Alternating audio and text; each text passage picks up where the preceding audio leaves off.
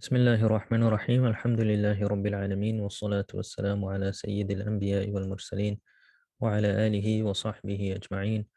اللهم صل على سيدنا ومولانا محمد وعلى آل سيدنا ومولانا محمد وبارك وسلم. أما بعد، السلام عليكم ورحمة الله وبركاته.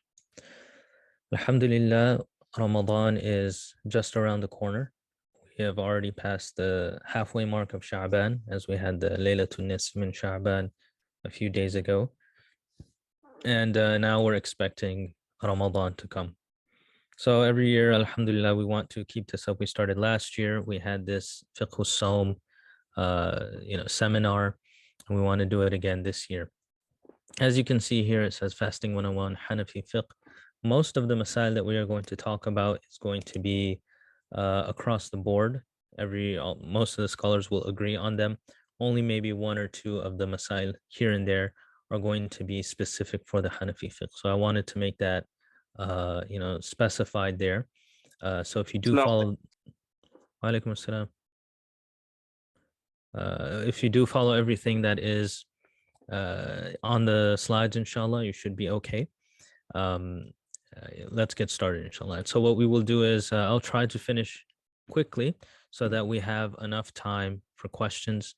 I assume it should be close to 2 hours because there's a lot of information.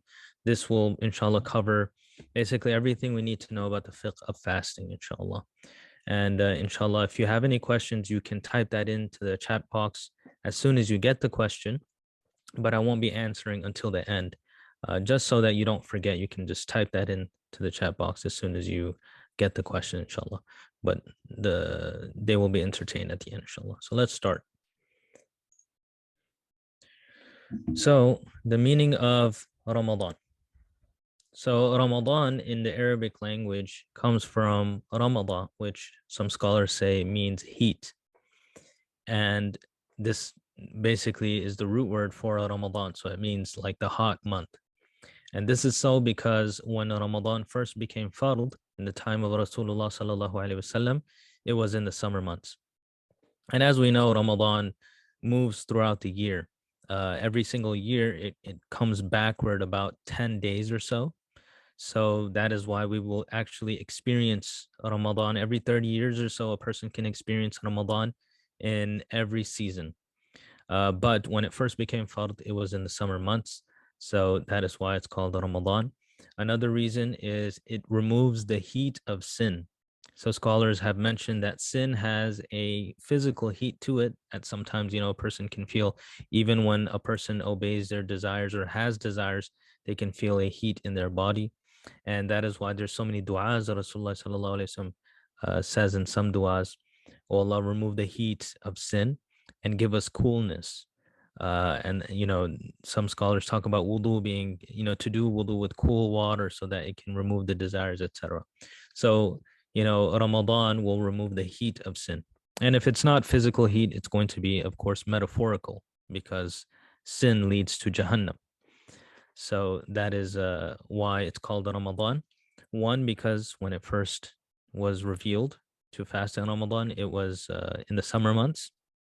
And that's when they also fought in the Battle of Badr. So that's an important point to note, that the Sahaba were fasting in the summer while having to defend Islam, which is a huge feat. When was Ramadan fard? When did it become fard? So scholars say, Imam Tabari in his tafsir mentions that it was on the 10th of Sha'ban in the second year of Hijrah. So this is the 15th year of Nubuwah. So we know Nubuwah is about 23 years. In the 15th year, Ramadan was made fard. And this was in the 10th of Sha'ban when the ruling came down that, in the coming month, you will have to fast. This was in the second year of Hijrah. Now, let's get into some of the rulings here. The timing of fasting. When is Ramadan? Right? We know it's coming up in less than 2 weeks. But when is Ramadan? This is the 9th month of the lunar calendar. So the 9th month of the Islamic calendar is Ramadan. Then after Ramadan, the other three is you're going to have Shawwal, Dhul Qa'dah, Dhul Hijjah, and then the year is over. So Allah subhanahu wa ta'ala says in the Quran, فَمَنْ شَهِدَ مِنْكُمُ الشَّهْرَ فَلْيَصُمْهُ. Those of you who witness the month of Ramadan should fast in the month of Ramadan. So Allah subhanahu wa ta'ala is telling us that if we witness it, if we are alive when Ramadan comes, we have to fast. Rasulullah sallallahu alayhi wa sallam is reported to have said, Sumu li ru'yatihi wa aftiru li ru'yatihi. Fast when you see the crescent moon, the new moon of Ramadan, and stop fasting, meaning observe Eid when you see the crescent moon of Shawwal. So that is how we calculate when Ramadan is going to set in. We look at the moon. So it's going to be on either the 29th or the 30th of Shawwal. We will see, inshallah, the crescent moon, and then we'll know that the new month has started. The next day will be Ramadan. Same thing for Eid at the end of Ramadan. When we see the crescent moon, inshallah, that'll be a sign that the first of Shawwal is coming up, and that is Eid. Okay, so one must fast daily in Ramadan from sunrise to sunset. So alhamdulillah, those of us who have fasted many years, we understand this concept. Fasting is basically, we're going to go into the definitions later, but not eating, drinking, avoiding desires from the morning when Fajr sets in till when Maghrib sets in. Allah subhanahu wa ta'ala talks about this in Surah Al-Baqarah, verse 187. وَكُلُوا وَاشْرَبُوا حَتَّى يَتَبَيَّنَ لَكُمُ الْخَيْطُ الْأَبْيَضُ مِنَ الْخَيْطِ الْأَسْوَدِ مِنَ الْفَجْرِ ثُمَّ أَتِمُوا الصِّيَامَ إِلَى اللَّيْلِ. Allah subhanahu wa ta'ala says, eat and drink until the white line becomes clear from the black line of Fajr. What this is referring to is when you can see a bit of brightness on the horizon, that means that Fajr has set in. You cannot eat anymore. And then Allah subhanahu wa ta'ala says, ثُمَّ أَتِمُوا الصِّيَامَ إِلَى اللَّيْلِ. Then complete your fasting until the night. So as soon as night starts, which is when the sun goes under the horizon, that is when you can stop the fast. So basically from Fajr till Maghrib. Here are some points to keep in mind regarding the timing of fasting. So essentially it is, we are not talking about sunrise, essentially. We're talking about when Fajr time starts. Now that is a bit different than sunrise, right? We know that if the sun has risen, Fajr's over. Fajr time, let's say, it's about an hour before sunrise. So that is when we have to stop eating. So that is why our masajid, they make those charts. It's very easy for us to calculate when that time is. It's basically as soon as Fajr time sets in, that is when we cannot eat anymore. And then as soon as the sun fully goes under the horizon, that is when it's Maghrib, and that is when we can open our fasts. So let's take a look at these pointers here. Number one, it's not necessarily when adhan is called. Rather, it is when Fajr time sets in. So the time and when the adhan is called is not necessarily the same thing, right? When we hear someone calling the adhan, it means that the time has already set in, but it doesn't mean that the time set in because of the adhan, right? So we have to know exactly when Fajr time sets in. We can rely upon the schedules made by our masajid, inshallah. So our masajid, they will have those schedules. Inshallah, they're according to the correct timings. So we can go ahead and just go according to those and we'll be safe. So it'll say like maybe 6:20 is when Fajr sets in. So I have to make sure that I'm done with my suhoor before that. Next point, when sunset or true Maghrib occurs, when the full sun goes under the horizon, that is Maghrib. That is when we can open our fasts. And notice we say opening fasts because we want to make a distinction between breaking fast and opening fast. Breaking fast, we'll use that term for nullifying or incorrectly doing something with the fast that makes it void. That's what we'll call breaking fast. Opening the fast we'll call iftar, completing the fast, if you will, or opening the fast. So when the sunset occurs, true sunset, when the sun is below the horizon, that is when we can open our fasts. It's not necessarily when the adhan is called, because what if someone calls the adhan early? Or what if they call adhan way after the sun has set, and you'll be fasting an extra amount of time for no reason? It's not going to be rewardable to fast even more after Maghrib.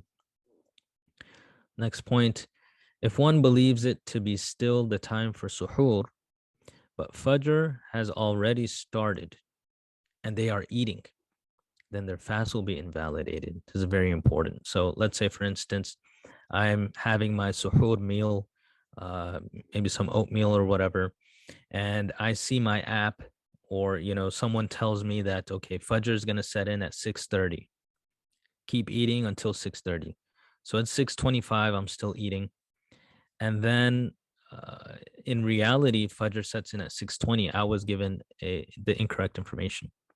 So I'm eating past the Fajr time. I'm eating at 6:25. Fajr set in at 6:20. That will actually invalidate my fast, even though I didn't know. So it's not correct to do that. The same thing applies to Maghrib. If one believes it to be Maghrib and it hasn't begun yet and they eat, then their fast will be invalidated. So, if I think that it's, let's say, 7 o'clock, and I think that Maghrib is at 7, so I start eating. But in reality, Maghrib is at 7:10. So then I have invalidated my fast. This is when we can say I broke my fast. I didn't open my fast. So this is very important. We need to be cautious of the time. So inshallah, we just follow our masjid calendars. They will have the appropriate timing, and make sure our watches and our clocks, if our phones, etc., will be according to the atomic clock. So it's going to be okay to follow that. Okay, so let's talk about this Yawm Shak. Inshallah, we don't really need to know too much about it. It's just a little bit of information. There's this day called the Day of Doubt. Now, why is it called the Day of Doubt? This is the 30th of Sha'ban. So this month, the 30th day. So one thing we need to keep in mind is that in an Islamic calendar, you will either have 29 days or 30 days. You will never have 28, and you'll never have 31. It's either going to be 29 or 30. And that's how the lunar calendar works. So now, and another thing we need to keep in mind is nights start before the day in a lunar calendar. So night will start before the day. So that being said, on the 30th of Sha'ban, right, is that day going to be Ramadan or not? That is the whole doubt, right? Because we don't know if a month is going to be either 29 days or 30 days. It can be both. And it really depends on if you see the moon or not.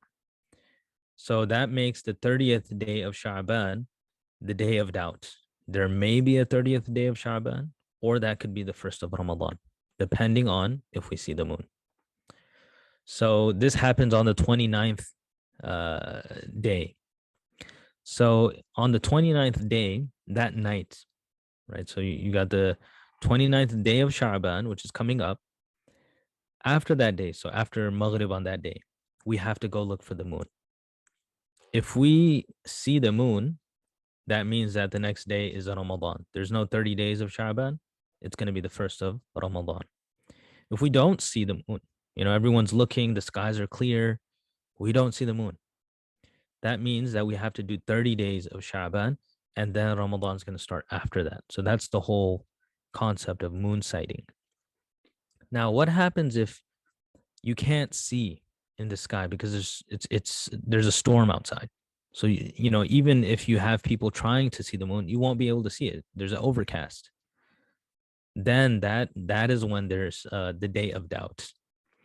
On the 29th of Sha'ban, that night, you go and you try to see the moon, but because it's so cloudy, you cannot ascertain whether the moon is there or not. Then in that situation, the next day will be called Yawm Shak, or the Day of Doubt. So because of that situation, scholars say it's makruh to fast on the next day. It'll be makruh to fast on the next day because we don't know, was the moon there or not? There was no way for us to tell. And the next point says, this is because one's intention, Why is it makruh? Is because one's intention is between nafal and fard of Ramadan. What does that mean? So let's say, there was clouds. I couldn't see if there was the moon on the 29th of Sha'ban that night. So then in my mind, I'm like, wait, maybe it's a Ramadan. Let me just keep a nafal fast. If it's a Ramadan, I'll keep a fard. If it's not Ramadan, I'll keep a nafal. That's incorrect to do because our intention is never fully one thing. There's a doubt in our intention. And that doubt is, if it's Ramadan, I'm doing fard. If it's not Ramadan, I'm doing nafil. So scholars say it will be makruh to keep that fast. And there's a difference of opinion regarding the different imams and different scholars. This opinion that I'm sharing with you is the opinion of Imam Abu Hanifa's madhab, that it is makruh to fast on that day if these circumstances take place. Also, that last point here, it's also makruh to fast for the last 2 days before Ramadan for those who will lose energy. So the last 2 days of Sha'ban, if you feel like, if I fast these 2 days, it's going to affect my first day of Ramadan, I'm going to be low on energy, then it's makruh to fast those days. But if you're habitual of doing that, you've been probably fasting the whole of Sha'ban, then you can go ahead and fast those days as well. So you don't have to worry too much of Yawm al-Shak, inshallah, because we have news from all over. We have people throughout the US spotting and trying to look for the moon. Inshallah, it wouldn't be so difficult to spot the moon. Even if we're having an overcast or we're in a storm, someone's going to see it maybe in California or maybe somewhere in New York. So there's no real worry about the day of doubt. Let's get to what is fasting. When we're talking about the word som, so fasting in Arabic is called som with a sad. Linguistically, it means to abstain. So som, if you look at it in the dictionary, it would mean to abstain. And technically, when we're talking about what we're discussing here, the som that we're discussing is to abstain from things which nullify the fast from dawn until sunset with an intention, right? So that is basically what we're talking about. This is the definition, technical definition of fasting: to abstain from things that nullify the fast. What is that? Drinking, eating, engaging in intercourse, that is going to nullify the fast. So we abstain from those things from Fajr time until Maghrib time with the intention. Okay, so we had all of these components must come together. If there's no intention, then it's not a fast.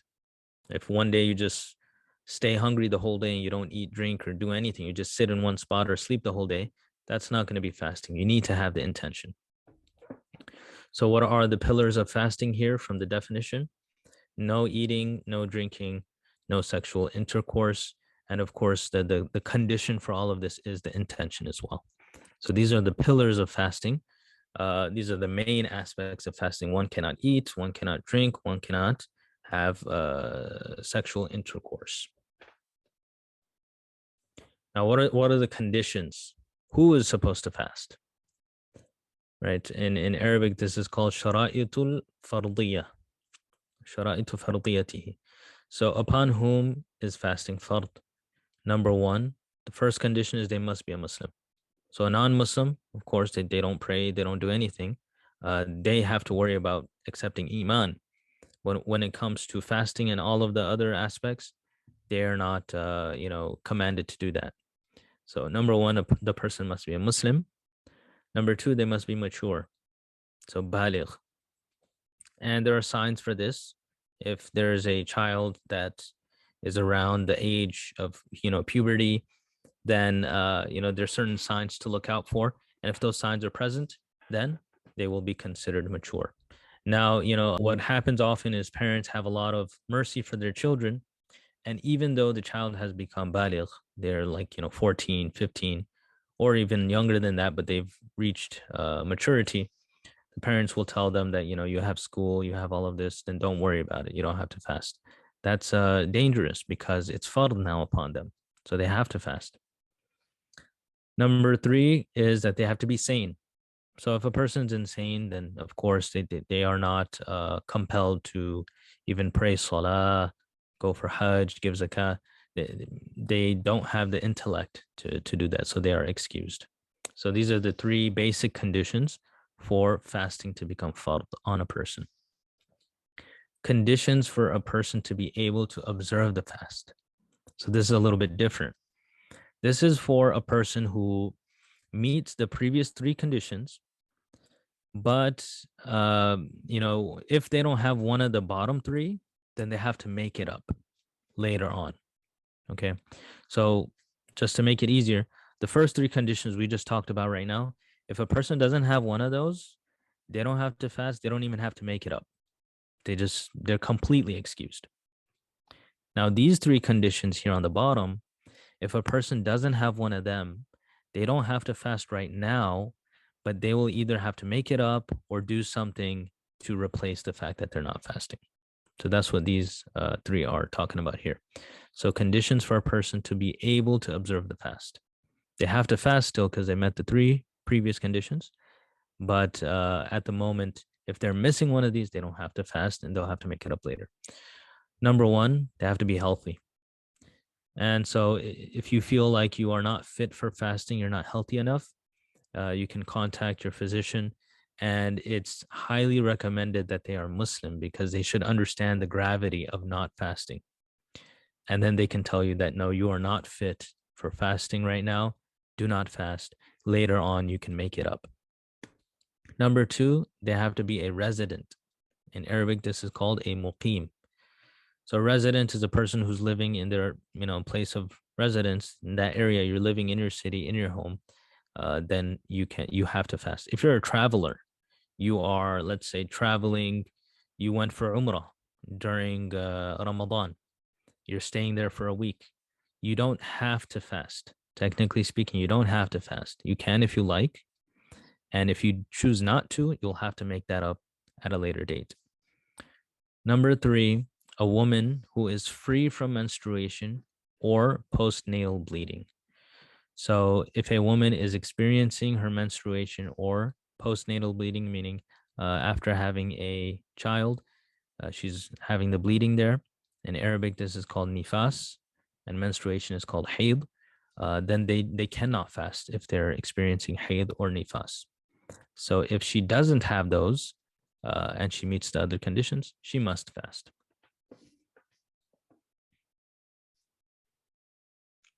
Now, conditions for a fast to be correct. Number one, we have to make the intention. Like I mentioned before, the intention is absolutely necessary. It is mandatory to make an intention for fasting. So we have to make the intention. Like I said, if a person just wakes up and doesn't eat, doesn't drink, just sits in one spot, but never made the intention of fasting, and then it's like Isha time right now, they never ate or drank the whole day, that's still not going to be considered fasting until they make the intention. So you have to make the intention. Without it, it's just staying hungry. And that's with all ibadat, all the worship that we do for Allah. If we're not making the intention for it, it's not going to count. Whether that is, performing salah, giving zakat, going for hajj, we have to make the intention for these things. Next point, there is no specific words for the intention to fast. One must intend with the heart. So oftentimes we have, sometimes I see on the calendars, it says, in Arabic, dua, and you have to make the dua, but that's not true, right? No one's actually, if you look on the calendars, it never says that you have to make the dua, but it does say that this is the dua for fasting. And it's like, bisomi ghadin nawaitu an asuma li Ramadan or something like that. You don't have to say those words. Rasulullah sallallahu alaihi wasallam never taught specific words to initiate the fasting, and the traditional books of fiqh never mention specific words to make the intention. All you need to know for the intention is that I am fasting for Ramadan, and that's it, right? I'm fasting in Ramadan. That is the intention. And you don't even have to say the words. You just have to feel that in your heart. You have to be firm on it though. You can't have a doubt. You have to understand that yes, I am fasting. And you can say that in the mind. Allah subhanahu wa ta'ala knows, and that will count as an intention. So the intention does not even have to be said. And now specifically in the Hanafi madhab, they have this ruling for Ramadan, for nafal fasts. Nafal means just optional, and specified oath fasts.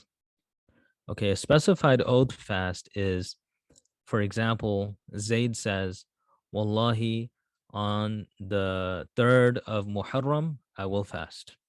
So he took an oath. He took by Allah, he said, by Allah's name, on the 3rd of Muharram, I'm going to fast. So now he's specified a specific date. So that's a specified oath fast. So for all of these, you got Ramadan fasts, Nafil fasts, which is just optional anytime, and specified oath fasts. One can make an unspecified intention for the next day, anytime from after Maghrib till midday of the next day. So now let me explain what this is very technical, what's written here. Let me explain it. So for these 3 types of fasting, the fast of Ramadan, a nafil fast, and a specified oath fast. And I mentioned what was a specified oath fast. You can make just a intention that I'm going to fast the next day. That's all you have to do. I'm going to fast the next day. And what is the duration of time you have to make that intention? Any time from after Maghrib of the previous day until midday of the next day. Okay. So for example, Abdullah, he says that, let's say the next day is Ramadan. Let's say tomorrow is Ramadan, for instance. So now, when does Abdullah have to make his intention for the fast of Ramadan tomorrow? He can start making his intention from Maghrib tonight, and that will stretch all the way till midday of tomorrow itself. So he can actually start tomorrow without even having the intention, and then make the intention later on in the day. But it has to be before midday. And this is specifically, I believe, for the Hanafi madhab. The other madhab say you must do before Fajr. So the safe bet, the safe way to go about this is make the intention for your fast every day before the Fajr starts. Right? You have after Maghrib. So even let's say you're at Taraweeh and you say that, yeah, tomorrow I'm going to fast. That's enough for your intention. You do that every night before you go to sleep, your intention is already set. Okay. So that's for those types of fast. The next point here for qada, we're going to talk about these. Kaffara, we're going to talk about that as well. These are terms I'm going to explain. And unspecified oath fasts. What is an unspecified oath fast? That is a fast. Let's say Zayd says, Wallahi, I'm going to fast one day. So he made an oath, but he didn't specify. Like before, he said on the 3rd of Muharram. This time he's just saying, I'm just going to fast any day. So that's an unspecified oath fast. So for these 3 types of fast, you got the qada, makeup fasts, kaffara, which is a penalty fast, and an unspecified oath fast. You have to make a specific intention at night. And this means from after Maghrib until before Fajr. So now what does this mean? Another example, Abdullah. Tomorrow is not Ramadan. So Abdullah says that, should I fast tomorrow? Let's see. Inshallah, I'll fast tomorrow. And it's a nafil fast. So, Abdullah has to do a qada fast. Let's say, for instance, last Ramadan, Abdullah was sick, so he couldn't fast. He has to make that up. So he's doing the qada. That's a makeup. So he says, tomorrow I'm going to do the qada of my fast. I'm going to make it up. So now for this type of fast, Abdullah must make the intention at nighttime before Fajr starts. He has to make the intention before Fajr starts. If he wakes up after Fajr and he never made the intention, he can no longer do this type of fast. So this is very specific. Let me just make a summary for specifically for Ramadan. I'm just mentioning it. For Ramadan, you have to make an intention. And intention is just knowing in your heart that you're going to fast from after Maghrib until midday the next day. You have to make an intention sometime in between there. And then your fast will count. If you fail to make an intention in all of that time, then it's not going to be considered fasting. Now comes the question, what is midday? the cutoff point for us to make the intention. You take zawal. Zawal is when the sun is directly above in the sky, straight up in the sky. So the sun starts, let's say the sun is starting here and it goes up directly into the sky. This is zawal. Once it starts bending over, it starts coming over, and that's like the afternoon. That's when dhuhr starts. So before dhuhr, when the sun is directly above, that's called zawal. So how do you calculate midday? You take the entire time of fajr and subtract it from midday, from zawal. So let's say fajr is 1 hour, the entire time of fajr. Fajr starts at 5 and it ends at 6, for example. So the entire time of fajr is about 1 hour. So now you got midday, let's say it's 12. Subtract the 1 hour of fajr, and this is going to be the midday. This is going to be when you must make your intention, before 1 hour before the sun is directly in the sky. So that's for Ramadan. Easy way is every single night when you're going for Taraweeh or something like that, just make the intention, inshallah, tomorrow I'm fasting. And most of us, the fact that you wake up for suhoor and you don't normally do that, that's an intention, because you know you're going to fast. And that's why you're waking up. If a person's waking up just to have a snack, that's not an intention. But if you're waking up for suhoor, and that's specifically something you do only in Ramadan, then that's an intention. So those are some masail regarding the intention. Second condition for a fast to be correct.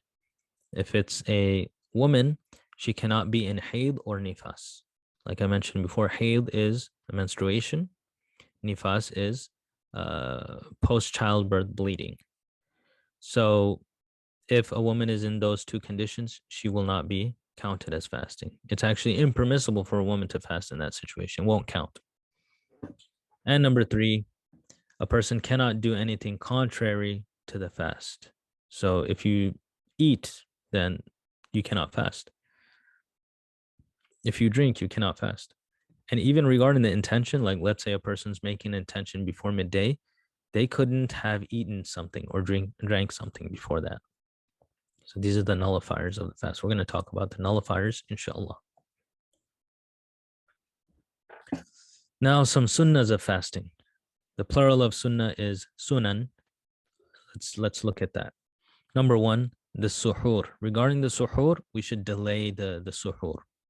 So there's a hadith, Rasulullah sallallahu alaihi wasallam is reported to have said, have suhoor, because in suhoor there is barakah. So he's telling us that if we engage, we have something for suhoor. It should be something healthy, something that will give you energy throughout the day. We don't have to fill our stomachs. Some water, some dates, inshallah, that is enough for suhoor. And if you want to have more, you're free to have more. But we shouldn't prefer sleep over suhoor. What often happens is that, our sleep is going to be affected in Ramadan. So we don't even bother having suhoor. Maybe we'll have a heavy dinner and just wake up and go to work. But we don't want to miss out on this barakah, because in the hadith, Nabi sallallahu alaihi wasallam saying that there is barakah. So we should at least, at the minimum, just wake up before fajr sets in, have a sip of water, have a date, or at the bare minimum, have a sip of water, go back to sleep. Your suhoor, inshallah, you got the barakah of suhoor. So it's not a huge feast that you have to prepare for 1 or 2 hours. It can just be a sip of water, inshallah. Number 2, regarding the iftar, we should not delay having the iftar. Okay, the sunnah of suhoor I didn't mention is to delay the suhoor. So delay the suhoor as much as possible, meaning if fajr sets in at 5 a.m., try not to have your suhoor like at 3 a.m. Try to be like, 4:30 or something like that. Try to delay it, because the more you delay, the better, the more barakah there is. And regarding iftar, it's the opposite. We should not delay having the iftar. So as soon as Maghrib time sets in, and we're sure it's Maghrib, like you're not having doubts, like is it Maghrib or not? It's Maghrib. Go ahead and have the suhoor. Go ahead and have the iftar. You can have dinner after that, but have some fruit or a date, some water. You can have that as soon as Maghrib sets in. And then you can perform Salatul Maghrib and thereafter have dinner.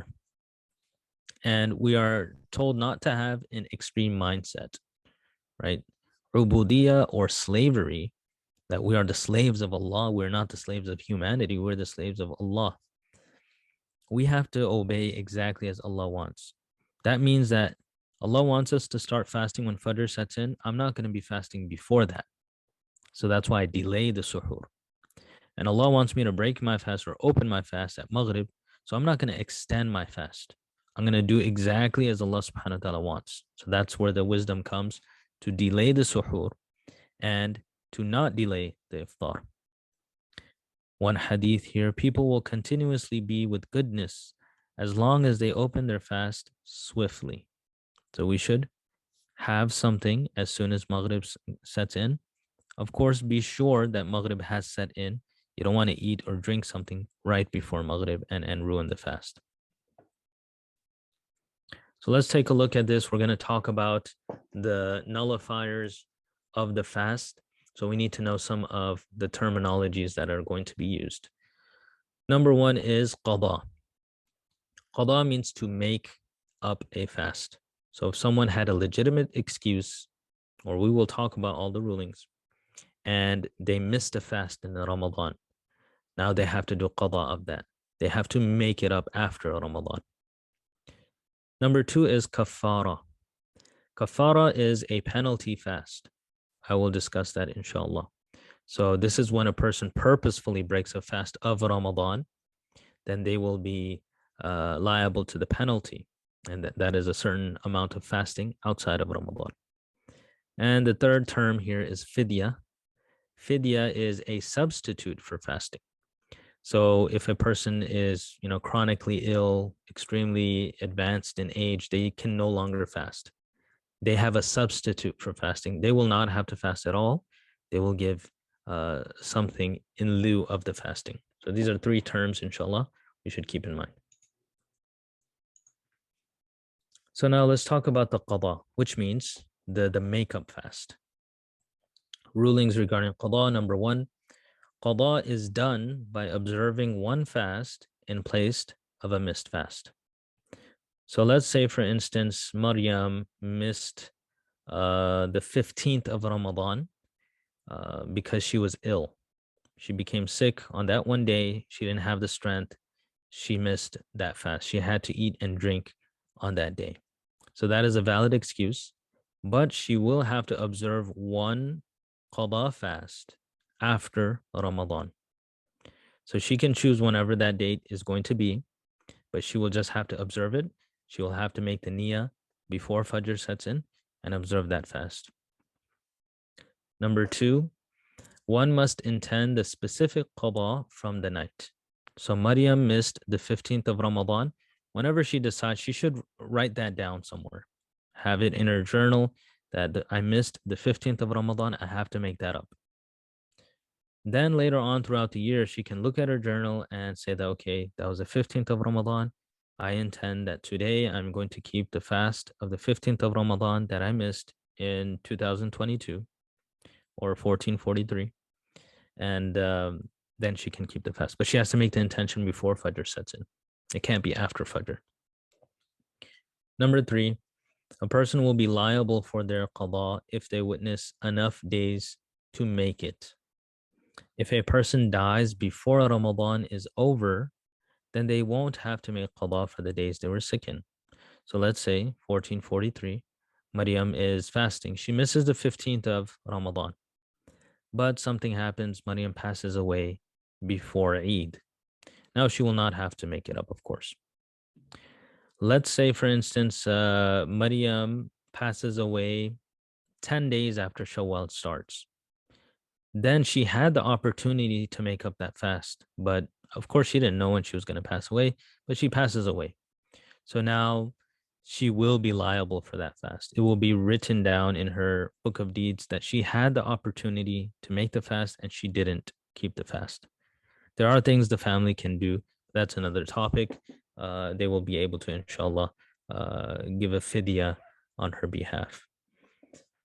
Number four, one does not need to do qada in succession. They can disperse the days throughout the year. So for qada, we're not talking about kaffara, we'll talk about that later. For qada, let's say Maryam, she missed the last 10 nights of Ramadan. So now, when does she have to keep those qada fasts in order? Like it has to be 10 days in succession? The answer is no. She can split it up any way she wants. She just has to make the intention. Okay, this was for that night. This was for the 21st night, 22nd night. And she can do every Monday and Thursday, for instance, throughout the year. She'll be, keeping the days when it's sunnah, but intending to do the qada. So you can split that up throughout the year to make it easy for yourself. Or if she wants, she could just do all 10 together. And number 5, if another Ramadan comes and a person hasn't done their qada yet, then what do you do? Then observe the Ramadan that has come, and thereafter, when it's done, do the qada for the previous missed fasts. There's no penalty for the delay. This is the Hanafi madhab. So example, Maryam misses the last 10 nights or last 10 days of Ramadan. So she's supposed to do the qada as soon as she can. Now, there's no sin for delaying, but it's best to do it as soon as possible because we don't know when we're going to die, when we're going to pass away. Let's say she delayed so much that the next Ramadan came in and she didn't get to do those makeup fasts.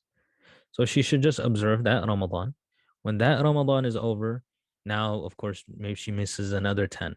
So now she has 20 she has to do. But she can do it, all of that in the following year. There's not going to be a penalty because she waited. And this is the Hanafi madhab. Some other scholars say that there will be a penalty because she delayed for a whole year. Let's talk about things that break the fast and requires qada, but no kaffara. So what does that mean? A person is doing one of these things, and because they did one of these 10, they will have to make up that fast later on, but they're not going to be penalized for that. They're not going to have to do the penalty fast. They're just going to have to do the makeup fast. So in an easier sense, this person is doing something that they'll have to make up later on, but they won't have to do any penalty. Number 1, vomiting intentionally a mouthful. So if a person intentionally, whether that, they put something in their mouth or they induced it somehow, they are vomiting a mouthful. Now, what's a mouthful? A mouthful is so much vomit that a person, if they tried to keep it in their mouth, they wouldn't be able to do so. Either it will come out or they'll end up having to, swallow that back down. So that is a mouthful. So 2 things here. The vomit must be intentional. They had to have chosen to do so. And number 2, it has to be a mouthful, meaning it's coming out or a person has to swallow it to keep it from coming out. This will break the fast because it's intentional and a mouthful, but you'll only have to do a qada. There's no kaffara for this. There's no penalty. So you just, the day that you broke the fast, you have to write that down, and then after Ramadan, observe that fast. If someone unintentionally vomits, that will not break the fast, right? So if someone, you're just really nauseous and then you threw up because of that, whether it's less than a mouthful or more than a mouthful, unintentional, that will not break the fast. Only when you intentionally vomit and it's a mouthful, it will break the fast. So if someone intentionally vomits a little bit, that's also not going to break the fast. Number 2, a fast broken due to legitimate reasons. So the person was feeling extremely ill. They require medication for their health, and so they had to break the fast. Now the fast is broken because they had to ingest the medication, or they're so ill and weak they had to eat or drink. That is going to break the fast, so they have to do qada later on, but we will see this as a legitimate excuse and they will not have to do the penalty. Number 3, a fast broken by mistake. Okay, so I will talk about this later. A mistake is not forgiven, but forgetting is forgiven. So there's a difference between mistake and forgetting. Forgetting is that you don't even know you're fasting. You just, for something happened to you, you forgot that you're fasting. This usually happens like in the first week of Ramadan. Person just completely forgets they're fasting. They just start drinking and eating. And then later on, they're like, wow, wait, I'm supposed to be fasting. I ate and drank. That's forgiven. Mistake is you know you're fasting. Let's say you're doing wudhu and someone pats you on the back and then you swallow it. And so now you knew you were fasting, but you didn't want to swallow, but it happened by mistake. That will nullify the fast. You will have to that fast is done for the rest of the day. You will have to keep one qada, a makeup fast after Ramadan, but there's no penalty. You didn't do it on purpose. There's no penalty. Number 4, drops wet cotton or a wet finger in a person's rear end, or for a female in her private part, the inner vagina. So any kind of oil, water, etc., going in for the males and females to the rear end, and for the females in their private part. So this is very important because if someone is trying to clean themselves and they put like a wet finger inside, that will break the fast as well. So what a person should do is, if you put water on the outside of the private part, that's not an issue. This is only an issue when water is put inside the organ. Okay, so after using the restroom, of course, as Muslims, we wash and we're very thorough in cleaning. That's not going to break the fast if you just do washing on the outside. But if a person wants to wash extra, and they're habitual of putting maybe some wet cotton or tissue that is wet, or a wet finger inside the organ, that's going to cause the fast to break. So we should avoid that. And so if a person is habitual of that, they have to be extra careful in Ramadan not to do that, unknowingly, because out of habit, because that's going to damage the fast. Number 5, and regarding the female private part, there is a difference of opinion here. So if a woman does do that by mistake, like puts a wet finger in the private part, inshallah, many of the scholars, the modern day scholars, say that that will not break the fast, because it's not really connected to the stomach. The female private part is connected to the womb. That's separate. So if a woman does put a wet finger in her private part, then inshallah she should keep on fasting. More modern day scholars say that that will not break the fast. So if anyone has any questions regarding that at the end, we can talk a little bit more about that. But just be very careful and try to avoid it, because there are scholars who say that it will break the fast. Number 5, someone is forced to break the fast. Example, someone made you drink while asleep.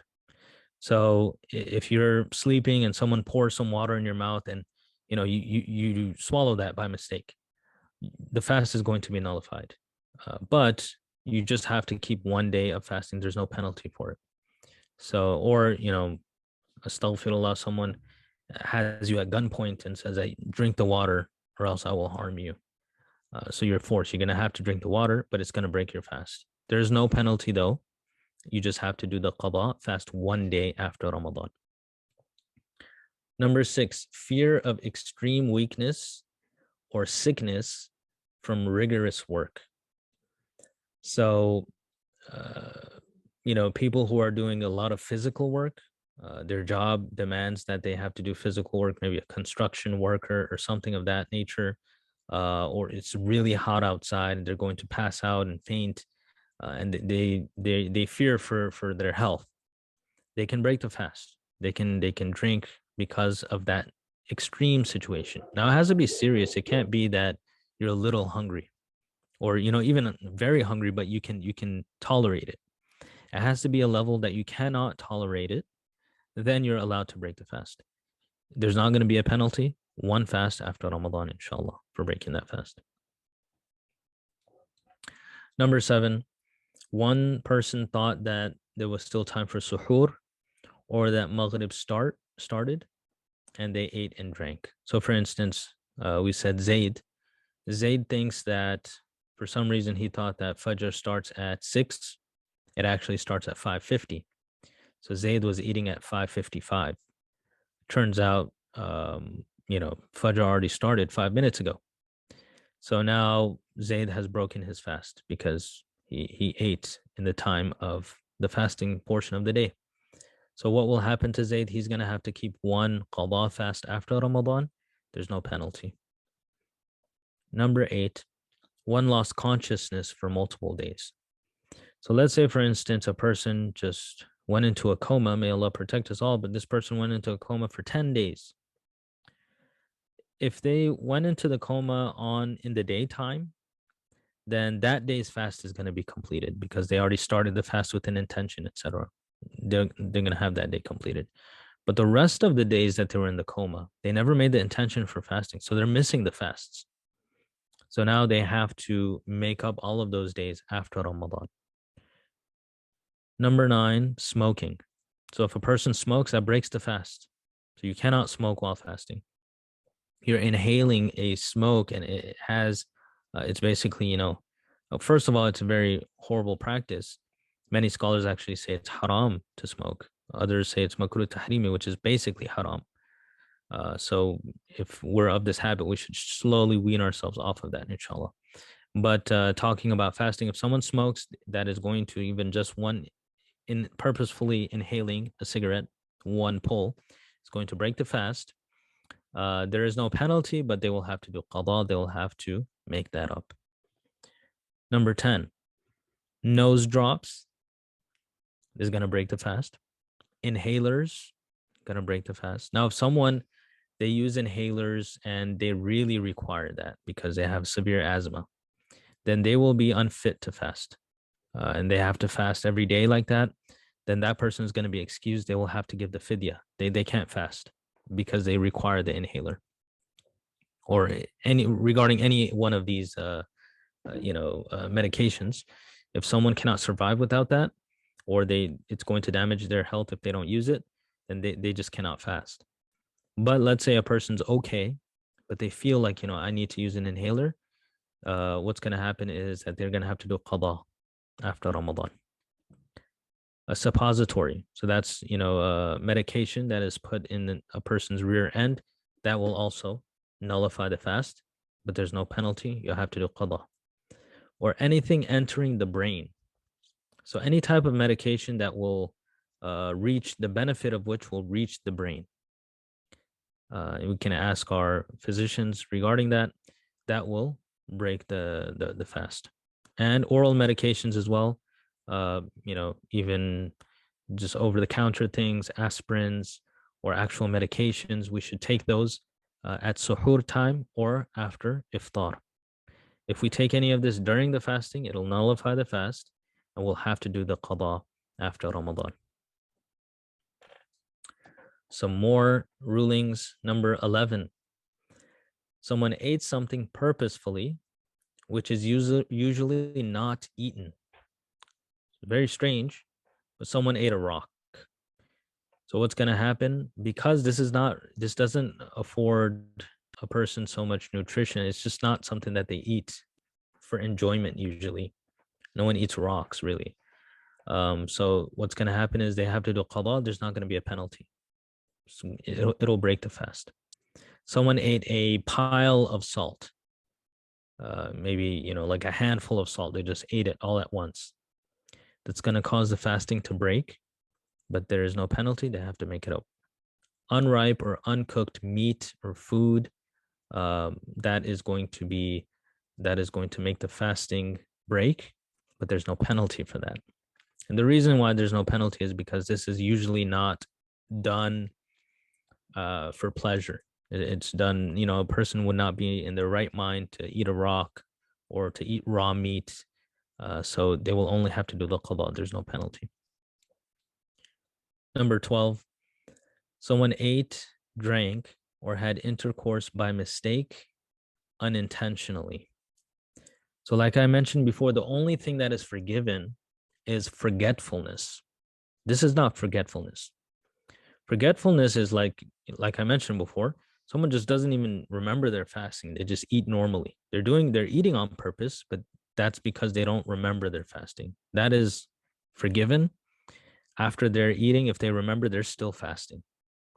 But this, we're talking about a mistake. So someone's eating and they know they're not supposed to eat, but something happened where food went down their throat. Or, I don't know how this would happen, but, eating, drinking, or having sexual relations by mistake in any situation, if it was done when a person knew that they were fasting, but it wasn't done on purpose, like something happened and they didn't intend to do it, then this will not cause the kaffara, the penalty, to become fard, but they will have to make up that one day. So in parentheses, I have here, they knew they were fasting, but the fast was broken due to circumstances, not on purpose. And then in the other brackets, I have raindrop or snowflake. So example, person's walking outside, it starts to rain. A drop of rain falls into their mouth and they swallow it. So now they drank, they knew that they shouldn't, they know they're fasting, and they swallow the drop of rain or a snowflake, because a snowflake is basically a small amount of water. This is going to break their fast because it was done by mistake, but that will break the fast still. Now, if they forgot that they're fasting, they're like, oh wow, a snowflake, and they purposefully eat it, that's forgiven. But by mistake, it's going to break the fast. There's no penalty though. It's just going to be a qada. Number 13, they ate, drank, or had sexual relations purposefully after having eaten, drank, etc., forgetfully. Okay, so what this is a person forgets. They don't remember they're fasting, so they ate. That's forgiven. Right? If they just don't remember they're fasting, they ate something, that's forgiven. But what if the person doesn't know the ruling that it's forgiven? And they're like, man, I broke my fast. I feel horrible, but I'm going to now eat on purpose. Now, if they did that, then it is going to break the fast. But there is no penalty because they don't know the ruling. Right. So I'll give you an example. Hafsa, she, by mistake, she drank some water at the water fountain. I'm sorry, not by mistake, but forgetfully. She's at the water fountain at school. She doesn't even remember that it's Ramadan and that she's fasting. She drinks from the water fountain. She walks away and she remembers, wait, I'm fasting. And I just broke my fast. In reality, she didn't break her fast because she forgot. Then she thinks she broke her fast. So when it's lunchtime, she says, my fast is already broken. Let me have lunch. So then now her fast actually does break. But because she has this lack of knowledge, she will not have to do the penalty. She will just have to do a qada later on. Number 14, someone has an orgasm through means other than direct intercourse. So they're not having sexual relations, but they experience an orgasm. This is not taken into consideration a nocturnal emission, meaning a wet dream. A wet dream will not break a person's fast. But this is when a person actually, stimulates themselves and then reaches climax through that. And that will cause the fast to break, but there is no penalty fast. They will have to do one day of qada. So, many of these ways are going to be impermissible, but if a person's with their spouse and they don't have actual intercourse, but, they have some kind of sexual stimulation and then there is a climax, then the fast is broken and there will be a qada, but no penalty. And here in parentheses, I have that wet dreams do not break the fast. Thinking and looking do not break the fast if there's no actual stimulation. So if a person, they're looking at something that they're not supposed to look at or whatever it is, and they reach climax because of that without any kind of stimulation, that's not going to break the fast actually, because that's just the mind or thinking. There was no actual touching involved. But if there is touching involved, that's going to break the fast, but there's just going to be a qada, not a kaffara. Okay, so that was, a lot of different rulings there. Now let's talk about a person who is exempt from fasting, but they have to do qada. So these people, they do not have to fast at the moment because of their situation. But later on, after Ramadan, they are going to have to do a makeup fast without any penalty. So, and there's no sin for these people because they're exempt. Number one, a person who's traveling. So a traveler has a choice whether they want to fast or not. After Ramadan, however, if they chose not to fast while they were traveling, they're going to have to make that up. Some rulings here. One must be a traveler before the time of Fajr. If one became a traveler after Fajr, they must fast. So if a person is going to be traveling that day, they should set out from their home. They should leave their home before Fajr time sets in. Then they will have the option of not fasting. But if they leave, because if they leave after Zuhr and say that I'm a traveler now, I can eat, then people will abuse this rule. They will say that, you know what, I'm feeling really hungry. Let me just say I'm traveling. It's, Zuhr time. I'll travel 100 miles and then I'll go have some food over there. And it's fine because I'm a traveler. So that's not allowed. So one must be a traveler before the time of Fajr. That means you must have set out from your locality and have moved out of your neighborhood, the surrounding homes in your city. Once you pass that point, you're a traveler, and you have to intend a distance of more than 50 miles. So that's a traveler.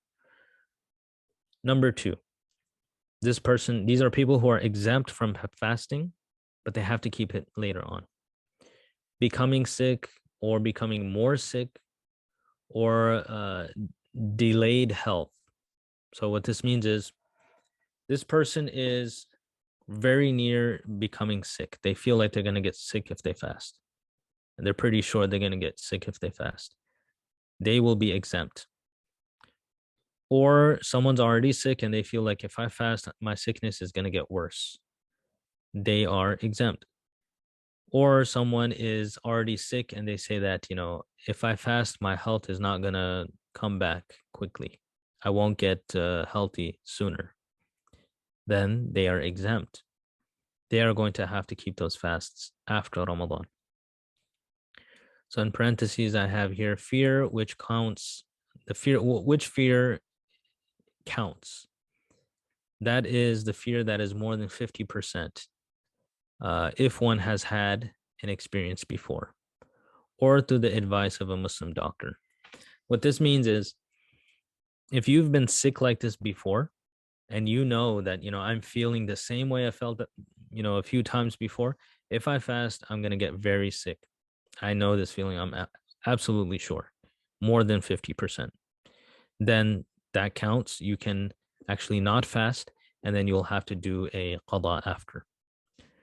Or if you get the advice of a Muslim doctor. So the reason why we say a Muslim doctor is because they are fully aware of the severity of not fasting. They understand that this is an absolute must, and they know the rulings, and they will give you advice appropriately. Number three, third person who is exempt can break their fast and make it up later. Someone who's experiencing extreme thirst. So this is like life-threatening thirst. You can drink water and make it up after. Number four, a woman in pregnancy. So details about that, if she fears for the health of the baby. So it really depends on the condition of the future mother, inshallah. If she fears that, this is going to cause harm to her child, she doesn't have to fast. Or if she is told by her doctor who understands the necessity of fasting that this is dangerous. So the doctor who understands that fasting is very important, they still are telling her, no, I advise you that this is dangerous for your baby. Do not fast. Then she should not fast. She should eat. But if she is absolutely sure that she is strong, she can handle it, then she has that option. She can keep the fast if she really wants. Next one, number 5, breastfeeding. So a woman has a child, she's breastfeeding the child. If she will be weakened and or she fears for her child.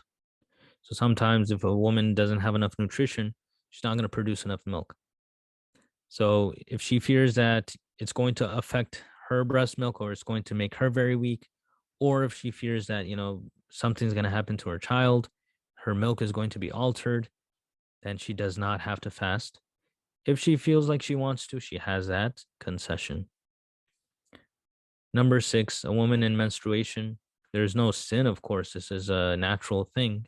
They are exempt from fasting. They have to keep those days, write them down, inshallah, and then keep them. You can disperse them throughout the year and do that and try to the best of one's capability to do it before the next Ramadan. Number 7, postnatal bleeding. A woman has went through childbirth, then this is called Nifas. It's up to 40 days. So if she is experiencing that, she doesn't have to fast. Even if she wanted to fast, she wouldn't be able to.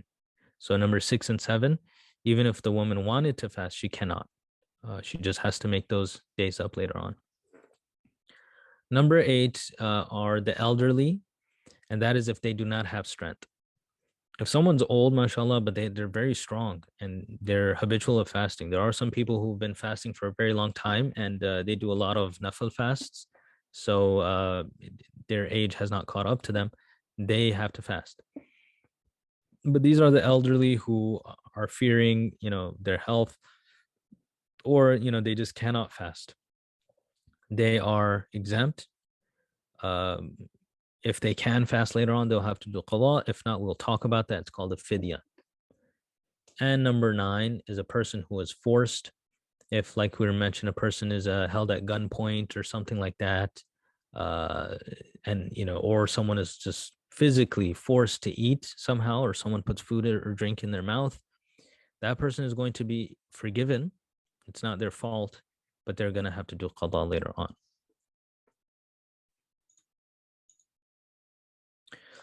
Okay, so now we're talking about the things that cause kaffara to become compulsory. Kaffara, now we'll talk about kaffara. It's scary to think about, but let's talk about what situations will cause the penalty to take place.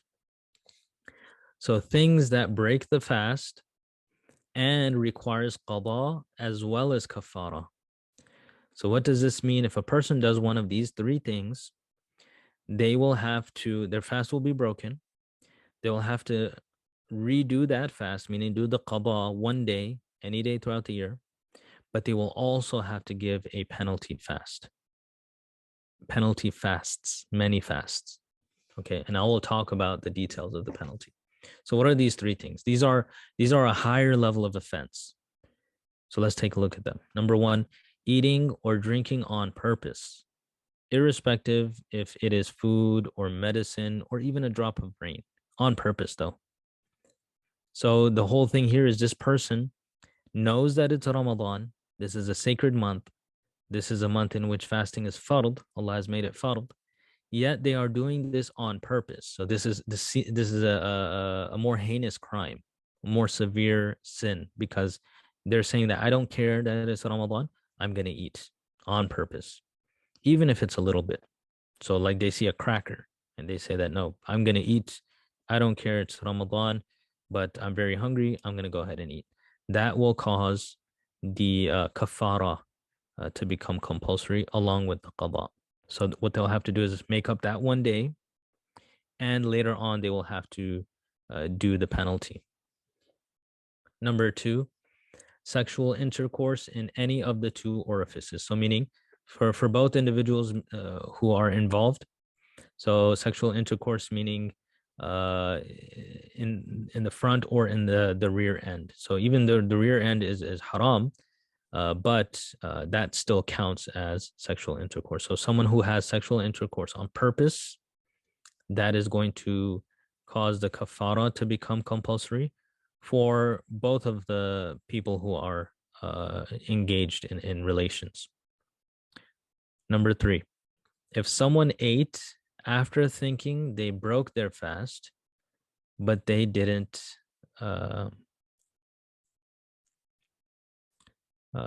they didn't understand. One moment.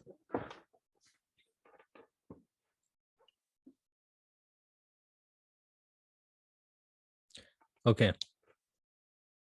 So someone they thought they broke their fast, but they didn't break their fast. Then they ate. So, for instance, remember we said before that I gave you the example that Maryam, she forgot she was fasting, so then she drank water, so her fast didn't break. But then she purposefully ate. That's forgiven. I mean, her fast is gonna break, but there's no kafara. Here,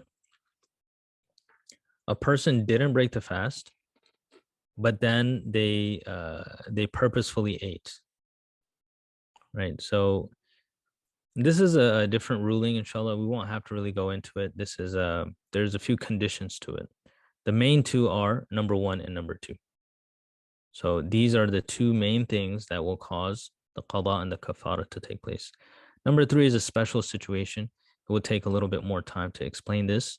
And it rarely happens that a person will eat on purpose after not having broken their fast. So that's just a technicality. The real things that cause the kafara to take place is going to be eating, drinking, or having sexual intercourse on purpose. And that's, if you think about it, unless a person actually wants to do these things, they will not do it. So that's only when the kafara takes place. So the kafara is a huge penalty. It only takes place when a person purposefully breaks the fast. So now, what is the kafara? The kafara is, I have written here, a sequential penalty. So you have 3 different types of ways to give penance for this. So this person broke their fast on purpose. So let's say, Amar ate in Ramadan on purpose. He's going to have to make up that one day as qada, and he's going to have to do this, which is called kafara, which is a penalty. So these are the 3 things. He will have to do one of the 3. If he cannot do number 1, he will have to do number 2. If he cannot do number 2, he'll have to do number 3. So that's how it works. So number 1, free a slave. Now, we do not have slaves in the world anymore, so 1 is not even, there's no question about 1. He's not going to be able to do that. So now, because he cannot do 1, he automatically must do 2. He can only do number 3 if he cannot physically do 2, right? So it's not a choice, it's sequential. So now, since we do not have slaves, the first option becomes number 2. And what is that? The penalty is that Amar, he ate on purpose in Ramadan. He's going to have to fast for 2 continuous months in which there is no Eid nor Ayyam al-Tashriq. What does that mean? He has to fast now for his penalty of breaking the fast on purpose. He's going to have to fast for 2 months straight. This means 60 days of fasting with no breaks in between. This is the penalty for breaking one fast on purpose. And it's very serious, right? So the kafara is very serious. So that's why we cannot break the fast on purpose. If there's a valid excuse, we talked about that, you just have to do the qada later on. But this is, there was no valid excuse. They purposefully ate, drank, or were engaged in sexual relations. Then they're going to have to fast for 60 days straight. And if they have a day in between in which they ate or they did not fast, they'll have to restart it. Even if Ahmad did like 50 days, and then on the 50th day, something happened, he didn't fast properly, he broke his fast, it restarts. He'll have to choose another, he might not have to do it then, he can wait till the next year if, he's crushed because of that, but he is still going to have to start from day 1. So it's a very serious penalty. Now, if a person cannot fast for 2 months straight, for 60 days straight, and this is not a cannot, meaning this doesn't mean that, oh, I don't want to do it, or, I can physically do it, but I just don't have the courage. That doesn't count. Not having the courage or, not wanting to do it, you still have to do number 2. If a person is physically incapable because they're elderly or they just cannot fast 60 days straight because of health conditions, it's going to harm them, then they can move on to number 3. And that is to feed 60 poor people, which is called a miskin. Feed 60 poor people a day's food, which means twice feed them a full stomach. So a person will have to feed 60 people twice and feed them till satiety. When they're satiated, that's how much you have to feed them. So that's the penalty there. So you can do one of the three things here. A is so the first thing is feed 60 poor people a day's food twice. That means two meals, a full stomach. Or A is give 60 poor people half a sar of wheat or wheat flour. Now, what's half of a sar? Here down there, I have it written. Half of a sar is 1.796 kgs of wheat or wheat flour. So you give that much to 60 poor people. You give them that much wheat or wheat flour. Or you give 60 poor people 1 full sar of dates or barley. Now, how much is that? 1 full sar is 3.538 kgs.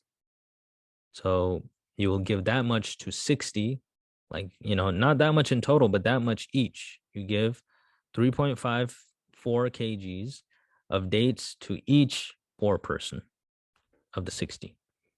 Or calculate its value and give that much in cash to each of the 60. So this is the penalty. And remember, you cannot go to number 3 if you can do number 2. Number 1 is, there's no question about that. We can no longer do that. But if you can fast for 2 months straight, you have the physical capability. You're, in your 30s, 40s, 50s, you're going to have to do that. You cannot choose number 3 unless you have a valid excuse, and that is, dire health reasons. Now, what a person may do, but this is really not advisable, is just wait till they're extremely old. But who knows how long we will live? You don't want to pass away with this kaffara, binding upon you. If a person waits till they're extremely old and they can't fast anymore, then of course number 3 becomes available to them. But that is highly, that's not something that you should do because we don't know when we will pass away.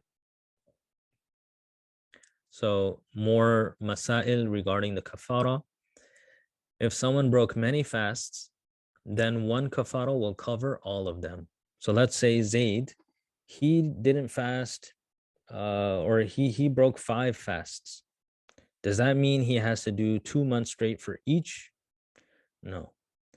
So let's say Zaid broke 5 fasts. What he will have to do is, number 1, he will have to do the qada for the 5.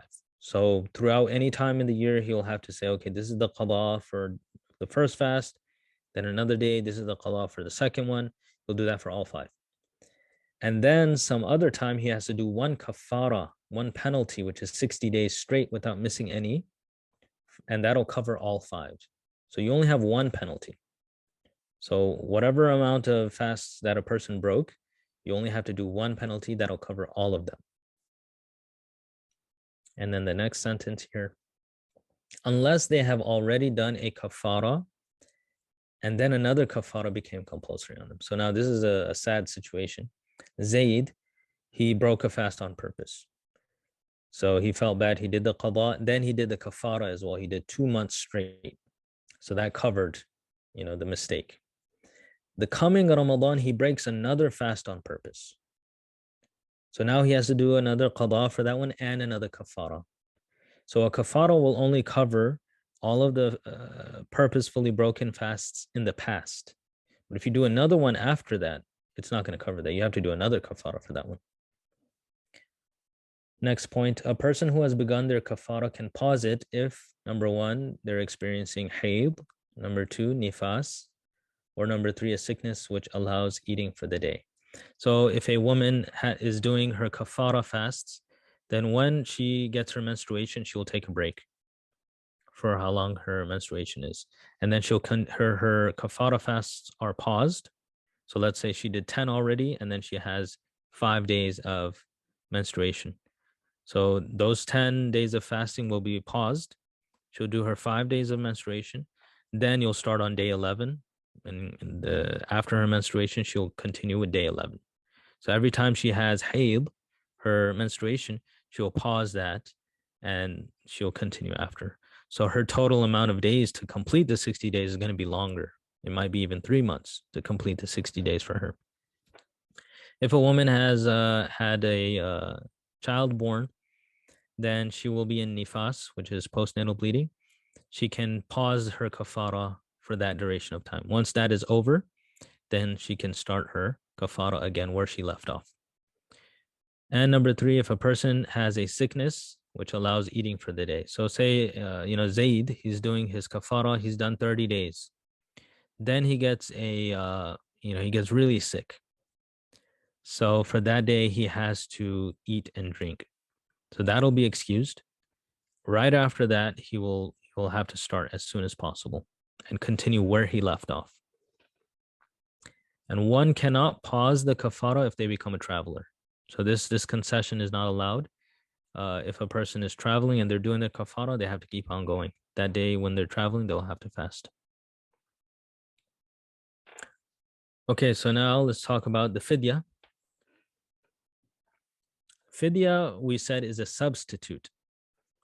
So these people, they, for some reason, can never fast. So you cannot, they will not be able to do the qada, because a qada is when you can't fast and you could do it later. But these people can never fast.